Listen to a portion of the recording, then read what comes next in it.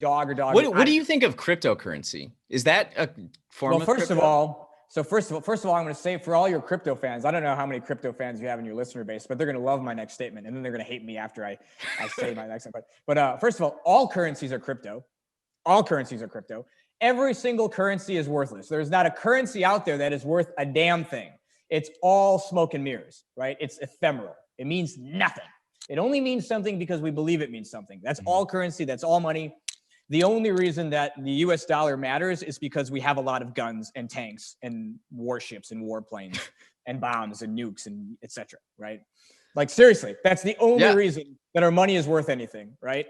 So, people are like, oh, we gotta like, divest, our defense budget, and like, okay, well then you're like basically tanking the dollar. You know what I mean? It's like, so like all currencies though are meaningless ultimately.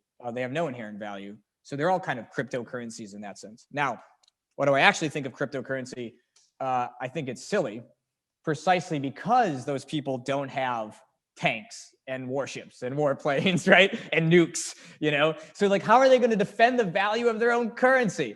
All it takes is like one government to come along and be like, oh yeah, we don't like this, and just end it for everybody. If the US Treasury, right, or SEC said, nope, we're done, like it's all done. It's done, right? I mean, like if the US or China or Russia did that, it would be over for everybody, okay? Okay. And what are they going to do?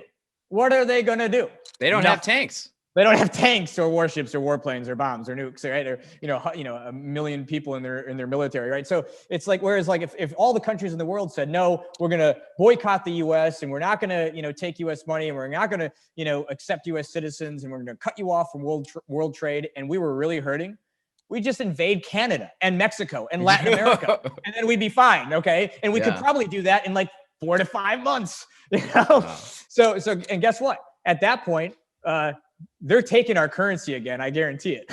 So I just seriously though, it's like I don't want to use any currency that I know the originator of the currency cannot enforce the value of, right? Mm-hmm. So what about otherwise you could get screwed at any time. So Tesla started taking Bitcoin, right? So do companies that now accept cryptocurrency like a Bitcoin? Yeah, so they legitimize it now, or absolutely they legitimize it, right? So you legitimize, because the people who are the crypto nation might not have tanks and F-22s and Nimitz and Ford class aircraft carriers, Trident II ballistic missiles, Ohio class submarines, M1A2 Abrams tanks, M4 assault rifles, right, et cetera, et cetera. Okay, they might not have all that stuff, et cetera. They don't have all that stuff, but if they have enough people that accept it, they can will its legitimacy into power, because at the end of the day, there is in fact something that is more powerful than all those weapons, right? And that's just sheer numbers. Yeah. Like the sheer numbers of people willing to accept it. And so, and that's what the crypto crowd hopes for. They hope that it will become so ubiquitous that it will have to be legitimized because everybody will accept it, right?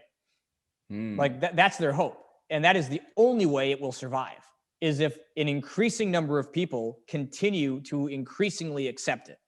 And if that doesn't happen, it'll just slowly dwindle and die. Because it can't enforce its own will. So it is entirely reliant on the goodwill of others. See what I did there? I see that. Yeah.